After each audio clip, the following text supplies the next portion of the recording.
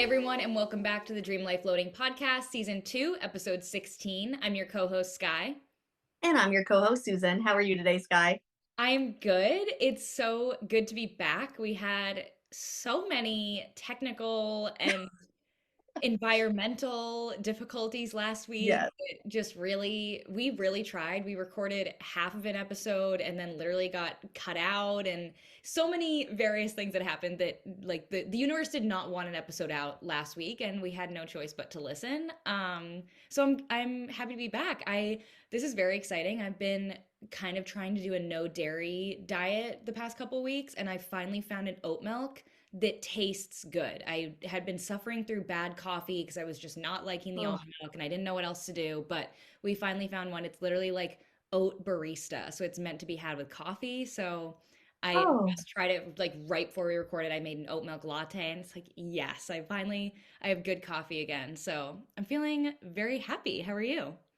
I'm good. We had a good weekend. We specifically didn't make plans, and then just as things came up, we either said yes or no as at our leisure, and it was great. It was actually like restful. Like we still got to do things. We socialized. We did a lot around the house, but I didn't feel like we were pressured or rushed, which was really nice. And oh, I didn't even tell you this. We booked our first vacation. Oh Chris my and I have never goodness. actually yeah, Chris and I have never actually taken a vacation together. We did go to Florida for Thanksgiving, but it was like his entire family and it was more stress inducing than anything. So I'm very excited to go on a mini vacation in the middle of March. Very good. Are you going to say where it is or do I have to wait and find out when we're not Oh recording? yeah, also we're going to North Carolina. We're gonna go see my sister and her family. So Yay! Oh, we're very amazing. And yes. March in North Carolina, I've never been, but I have to assume that the weather is going to be better than it It's will be pretty in warm. New Hampshire in March. There will be sunshine and no snow, which is all I want. And they have so we've talked about like loosely moving to North Carolina a Mhm. handful of times. It's come up. One of the reasons is Chris knows that if he's going to rip me out of my state that I genuinely love, like where we live, I do love the Mhm. opportunities just for the activities that we do. But I was like, if I'm leaving here, I need to go somewhere where there are people that I like. So like North Carolina, my sister's the only one that moved far away. So that's where we had always talked about. And they have this sausage place in the town that they live in that makes their homemade sausages. You can't get it anywhere else. And Nicole Wow. will mail them to me for my birthday and like special holidays because they're so good. So I'm just very excited to get Yeah. my big kahuna sausage when I get there. I'm so excited for you guys because I remember obviously so many different things came up and like buying a house was definitely a good reason to not go on vacation. So Yeah. I'm excited you guys finally get to do that, especially before the baby comes too. I feel like that's very important to have like time to Yeah. And I think travel. so the way it worked out, we end up getting like a huge chunk off. We only have to take 5 days of work off, but I think we get like 9 or 11 days total. Perfect. Um, so I think we'll probably go down, probably stay in a hotel, like maybe explore Boston a little bit before we fly out, and Yeah. then come home. And we'll get a whole day at home before we have to go to work the following day. So That's that's really nice too. I hate like it's happened like if travel gets messed up because of flights whatever and you end up having to like go back to work or back to school the day after like right when you Ugh, back from travel, it's so hard to get back on track. So I buffering in a love day it. is so smart. Hmm. Yeah. So So last week we tried to record an episode talking about all of our favorite books of 2023, and I think I had 8 or 9. I don't even know how many you had. I And don't think we want to go it. We we had a we lot. got through like 6 of them, and like I said, then the episode cut out, whatever. So now that we are just about at the end of February, we thought it would be, sorry, end of January going into February, we thought it would be cool to just shorten our book lists. And I posted mine a couple weeks ago, but I can post it again this week, and maybe you post yours again too. And then Yeah. if you liked the recs we had, you can see the rest of our recs, and it'll be great like books to read for the rest of this year, obviously. And then we'll talk about, I don't know, let's recap January. And like now we're almost 1/12 of the way through the year, which is crazy. So we can see how we're doing with our habits and our goals and all of it. So I think let's start with books. Yes. Okay. So I'm not going to give like, if this book interests you, go look up the synopsis of it because I don't want to have to read off of anything. But my number one book A for one 2020 sentence description. exactly was Things We Left Behind, which I think is probably on your list. I tried to pick books that I knew weren't on your list, but that one I had to because I think it was my favorite book of 2023. I just loved the enemies to friend to lover like trope, Mhm. and the way that those two characters incessantly made fun of each other. I Yeah. just saw Chris, like that is how Chris and I communicate. So that book has a special place in my heart. And that was the third book of the Knockamount Yes. series. Knocker Mount. Knockermount, whatever. Yeah. Yeah, it actually wasn't on my favorites list, but I did give it a I, five-star rating. So I did really enjoy all three of those books, and I agree, the final one was the best. I almost wonder if we liked the final one the best because you took all that time in book one and two knowing that it was going to be their story in book yeah. three. Like we just have to wait for it. If that was probably one of the reasons, but I agree, it was a good. We both read it late summer, early fall, so I think it was a good like quick read. Even though they are large books, it's a quick read, it's a fun Yeah. romance, it's spicy, it's yeah, so I would recommend. It's on Kindle Unlimited, so if you have a Kindle, just pick it up and just read it. Yeah. It was so good. Okay. What was on yours? So sounds so repetitive because we already did part of this episode. Mad Honey, I think probably Yeah. takes the number one spot. Which I remember talking about Mad Honey during one episode last year because I read it in January of last year. It was one of the first books I read of the year, and it like totally got me like in the reading grind. It's a Jodi Picoult book written with another author, and the book is written in two perspectives. You have it's small town New Hampshire, which I love. We both loved that that was the setting, and you Yeah. have the perspective of this mom who's a beekeeper, which is where the Mad Honey title name kind of comes into play, and then the other perspective is of a teenage girl. And so one writer is writing from the mother's perspective and one is writing from the teenage girl's perspective. And so that I think I do really well with books that have different perspectives that switch back and forth. I think it keeps it very engaging. Um, and the book follows a murder trial, I guess, is kind of the best way to say it. There is a huge twist. There's a bunch of little twists, but there is like a big one that totally is like you don't see it coming. Even like I knew someone had told me like there's a twist. So I was like, okay, like I'm waiting for it. You have no idea what's coming. And I love No. books like that. I love Jodi Picoult. I'm gonna pronounce her name wrong. I love her as an author. I've read a lot of her books. She's one of those writers that knows how to keep you engaged. And yeah, I loved that book. It was a perfect way to start the year. So we both loved that one. Absolutely. Yeah. That one was really good. My next one was Never Lie by Frida McFadden. I read 11 Frida books last year, and this one had to be my favorite. It was just so eerie, and it had me like gripping the book, well, my Kindle, Yep. page after page. It was just so good. Never Lie was on my list too. And I was trying to narrow it down to five for this podcast, and I couldn't do five. I couldn't get it down. But I decided I wouldn't even pick a Frida book. I just wrote down Frida, but I Yeah. starred Never Lie. That was definitely my favorite of all the ones I read of hers. And like Yeah. enough said on that. You know, everybody knows we're obsessed with Frida, but that is like if you haven't read any Frida, we would both recommend to start with that one because it's so fun. Yeah. That one's really good.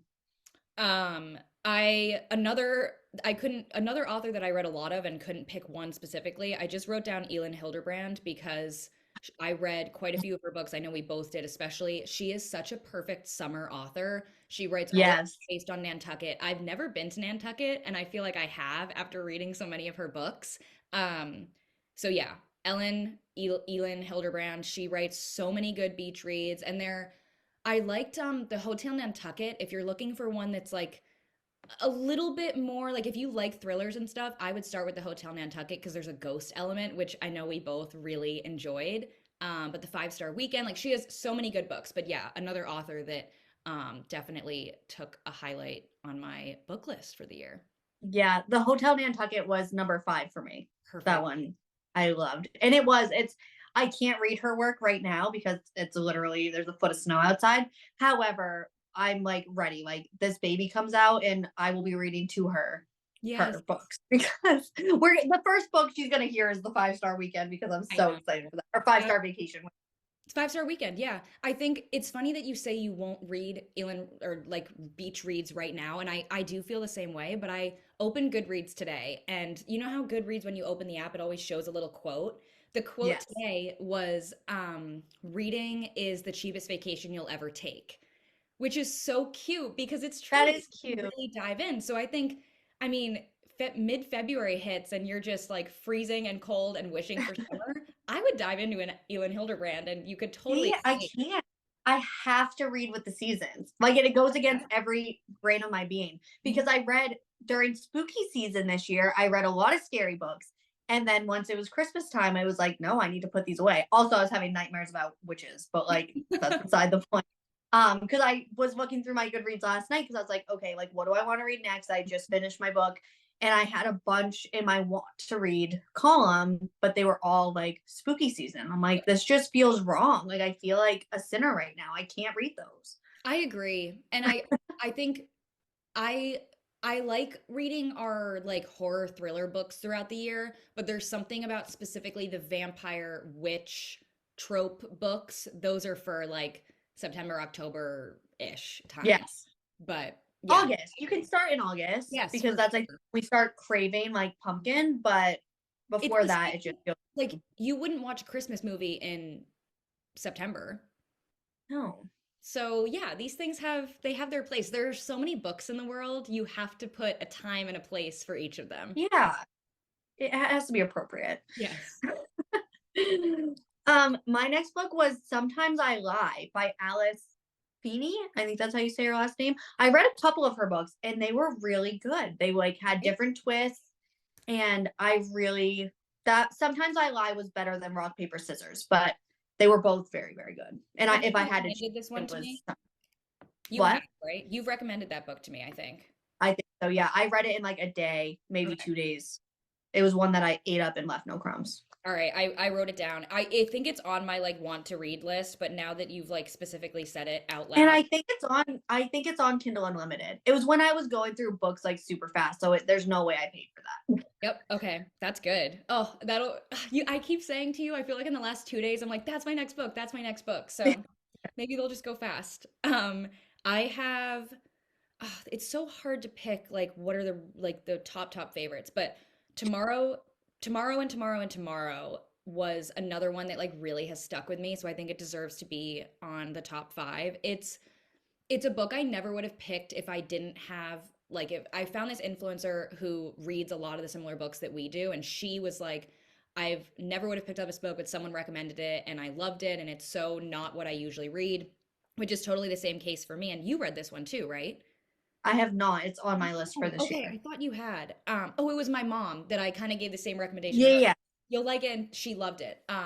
But it's different. It's like starts with a lot of the setting being in Boston, which I liked, and at Harvard. I think it was Harvard.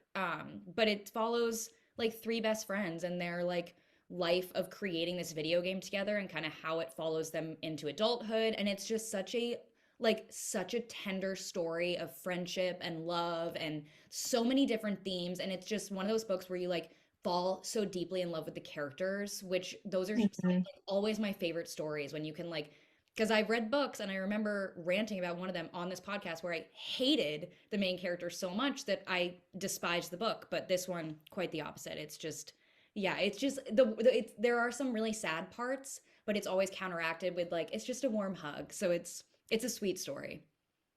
I love that. Yeah, that one has been I saw that one. It was a hardcover book Mhm. in Walmart, I think. I was like waiting for Chris, I think, and I was reading just through the books and I had picked that one up and I almost bought it and I'm like, no, I would enjoy this better on my Kindle Yep. because then I can read it all the time. Mhm. So I put it down and I need to pick Yeah, that one up.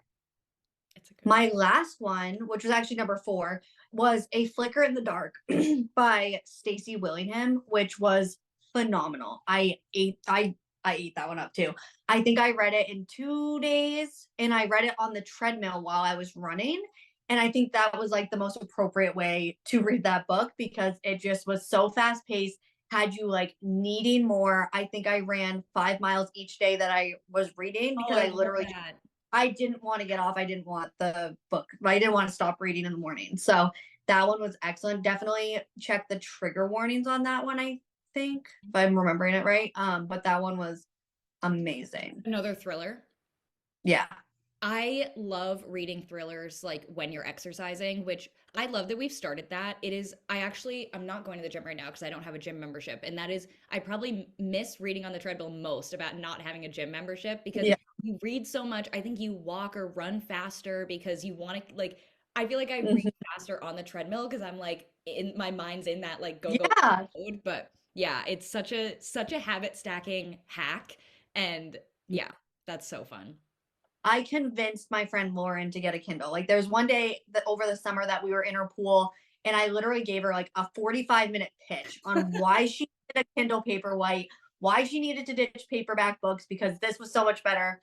And so she got one for Christmas. She was very excited. And she sends me a picture every day. She's like, "Oh fuck, I'm on the treadmill just like you, reading Oh. my book." And I'm like, "Isn't it the best feeling?" She's like, "It really is." I never would have become a Kindle girly if it wasn't for moving abroad and just not having the like Hmm. simple luxury of being able to easily buy books. Like I remember we were actually in a bookstore a couple weeks ago and I found English books and like the joy of not even buying them, but the joy of just being able to like be in a bookstore and like browse Hmm. books that you can actually understand. You don't realize what a luxury that is. So Right. I do love paper books, but moving abroad, it's so easy just when you finish a book, it's like, okay, the new one is already downloaded and it's done. And there is, Yeah. no matter where you are, that simplicity is, you can't really beat it. And it is so easy to like throw your Kindle in your back pocket, throw it in your bag, and read literally anywhere. Like literally these sweatpants that I have, the pocket is big enough for my Kindle. Like it's crazy. Yeah. And it's so convenient. Like you cannot beat the convenience. And I think I read faster on a Kindle. I think so too. And I think it has to do with being able to see either how much time is left in your book or what percentage you're at. It feels Yes. like a video game. You're invested in it. And you're talking about the convenience of it to not need a light to read Mhm. and to not have to physically hold something heavy. I know that this sounds so ridiculous because a book does not weigh that much, but to have something that is lighter than your phone is just so nice. And the fact that I can read in bed while Chris falls asleep in the dark is amazing. Like, It's what better way to fall asleep? And even I know, like, I'll usually read like sitting, not upright necessarily, but like the book will be in my two hands or one hand in front of me. But if you get kind of tired, you're like, oh, I don't want to go to bed yet. The Kindle, you can turn on your side and like Yeah. literally lay down on your pillow and still just tap the button to keep going. So if Yeah. you have it, if you are anti-Kindle, wait for Prime Day whenever the next one is and just grab one because they do get so cheap, especially you don't need. I have heard more people complain about the Kindle Oasis than anything else. I think the Paperwhite is like by I far love my the right birthday. choice. And so wait for Prime Day, let it go on sale, grab a Kindle and just let your life change. Honestly, like it sounds dramatic, but I never would have started reading this much if it weren't for the Kindle. 1000%. And you're the one who got me, like, I had my Kindle and it was just collecting dust. Mhm. And you're like, no, like, just try it. And I was like, "Oh, okay." And then this summer, reading on my porch with my Kindle, it became Yeah. my main character trait at this point. We are such paper girls, like paper Yes. planner, paper notebooks, like, and I think the fact that you and I are Kindle people seems so shocking. So if you are like, no, I have to handwrite and I have to do this, like, just give it a try because it is, I think it's worth it. It's worth It trying. is. Which, speaking of reading, reading was my number two most performed habit of January. Wow. Oh, I love that you can track that. Yeah, so I actually broke it down and I use a tracker that I got off of Etsy, but it breaks it down into percentages. So for week one of January, I achieved 77% of my habits. For week two, 74%. Week three, 88%. And week four, 85%. So I Wow. did trend. I think I went up and I'm very excited. For my February goals, I changed them up a bit, but we're not there yet. So I don't Yeah. want to jump ahead of myself. So my top three habits that I performed the most were cleaning, reading, and gratitude, which was like cleaning was my New Year's resolution. And the fact that now I'm just in a habit of cleaning the kitchen, cleaning the living room, and doing my laundry every day, not washing my laundry, but just picking it up Yeah. has been amazing. I love that. Are you feeling, I have an answer for myself, but I want to hear your feedback too. Are you feeling with the habits at this point, like it's still a force every day to say like, oh, I have to do this or I have to do this? Or are you getting into a point where it's not muscle memory necessarily, but it's just one of those things that you do and it feels less like a force where when you're first starting out a habit, it is absolutely something you have to force yourself to do. But are you feeling the like the it's kind of becoming part of your like just Yeah. almost The muscle memory first two, routine? I think you can even tell by the numbers. The first 2 weeks were definitely the hardest. And I think week 2 was my lowest scoring. And I felt the fatigue of like starting something new. Like you're tired, you don't want to do it, you don't like it. And that's either where you push through or you break. And Yes. I pushed through. And then week 3, I was the highest scoring. And I think there's some of them, like I can tell you exactly what percentage of that is like what's bringing it down, and it's posting content because Mhm. I don't know what it is. I think probably because my full-time job is now content creation. Yep. I think when it comes to like DLL and personal stuff, I'm just spent by the end of the Yeah. day. I just don't have many juices left. Mhm. But I definitely, so those are, I moved those. I'm trying this out for February. I moved those to the very top. So like I'm not going to want to start my day with not clicking the top 2 buttons. So I'm going to see if hopefully that helps make an impact. And then I shifted my goals. So for cleaning, I had like 4 separate goals for January.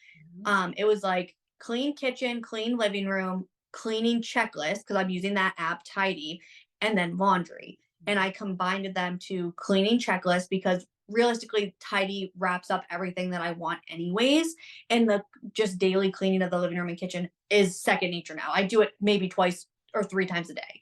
Yep. So I don't think I need a specific box for that. And then laundry still gets its own because I think that will need a priority in my life, especially with a newborn Yes. for the next year at least. So Yeah. that will, and laundry just sucks. So I deserve to check a little box if Yeah. I consciously do it.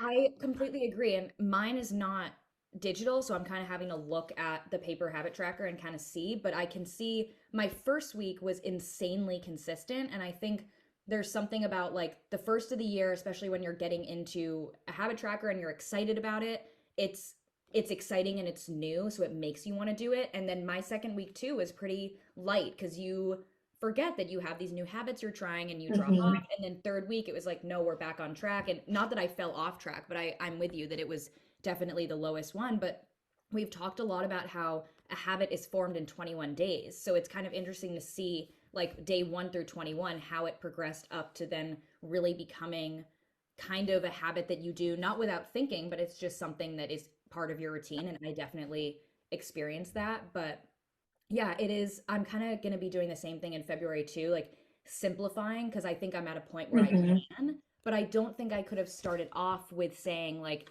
I have a few different DLL things on my habit tracker, but I think now for the next month it's almost repetitive that I'm like, "Oh yeah, check check." Like you realize what Yeah. works for you and what doesn't, and I'm realizing I can just put like DLL as a theme as a category Yes. on my habit tracker and I can just check that because it really just has to work for you. And I think at first I was like, oh, I need to put post for DLL and do this for DLL. But it's like, I know how my brain works. And you try it for Yeah. 1 month and then you adjust. And like, I had save on mine, which how am I supposed to like mark that I'm saving every single day? Like, it was just like kind of letting me Yeah. down more than anything else. And Nick was like, well, if you don't spend money, that is technically saving. And I was like, true. But so I am going to adjust that one going into the next month just so it's working for me. But I think that's the whole point of it. Like the meditation thing, didn't know if that was going to stick, totally did. So that's, like you try it out and if there's something you want to try to start doing, throw it on your habit tracker, see if it sticks,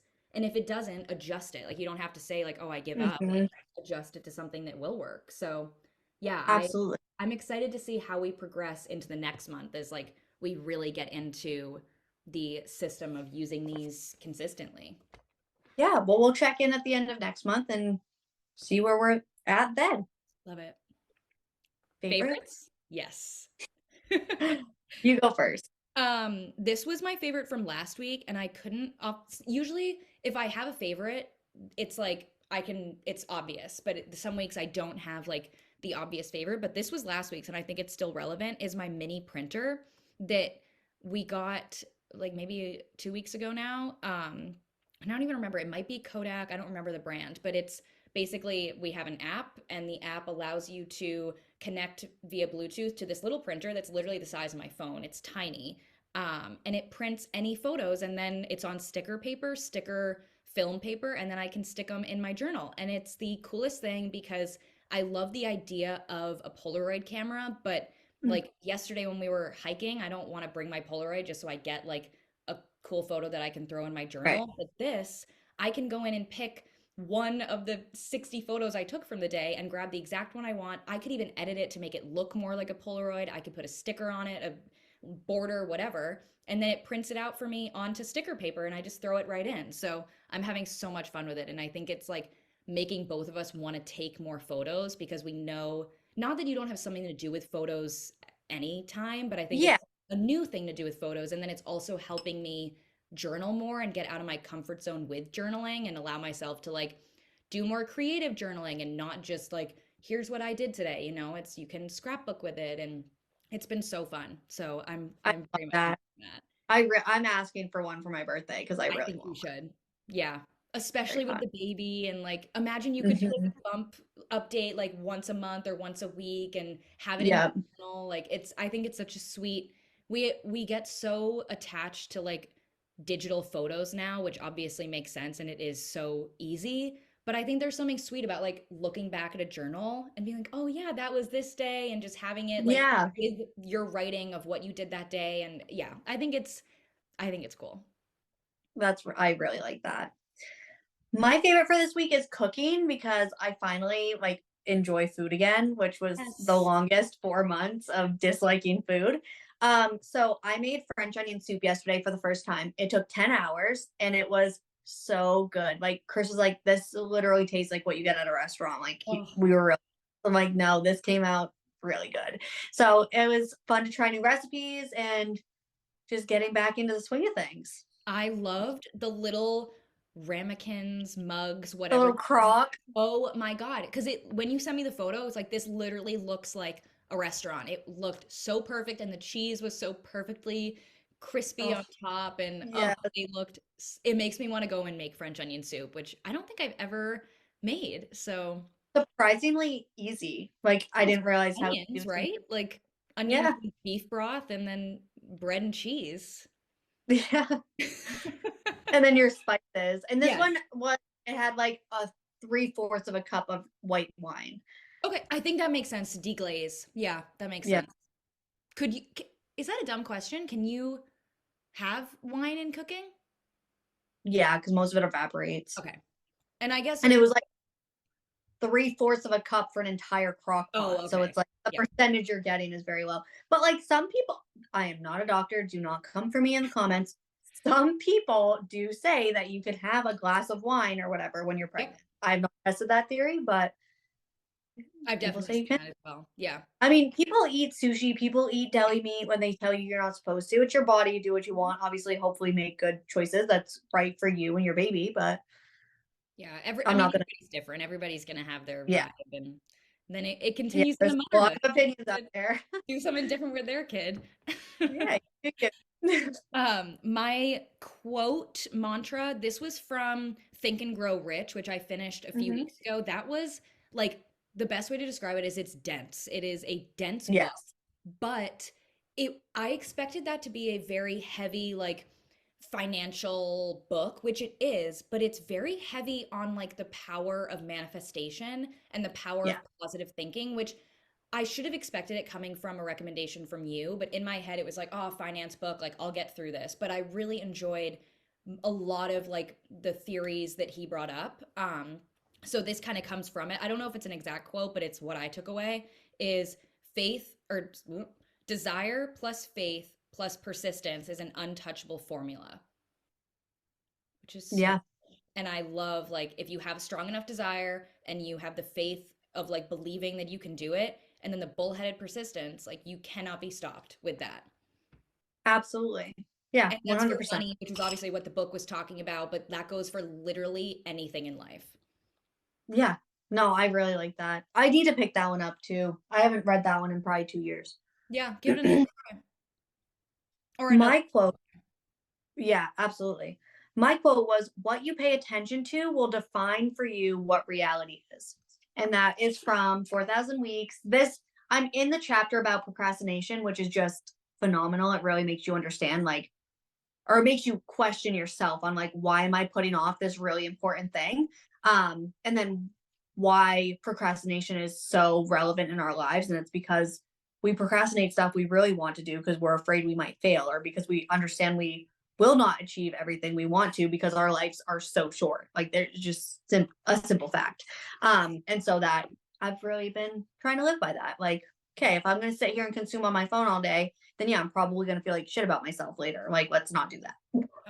Failure is such a strong emotion. And I, even in this Think and Grow Rich book, the end of the book talked about the 11 biggest weaknesses that any person faces or whatever. Mm-hmm. And the fear of failure was the strongest weakness, the most, not strongest weakness, that feels like wrong, but I think you know what I'm saying. Like, it is the most dangerous weakness, the fear of failure, because it is really, it'll stop you from trying anything. So, Yeah, yeah. absolutely. Powerful way to end. I Wow, know, wow, this was wow. great. What a way to come back. Yes, I'm so glad we waited from I know, last me week. too. This was much Everything's meant to better. be. Yes, always. You guys know the drill. Like or subscribe wherever you are watching, and we'll see you next week, hopefully.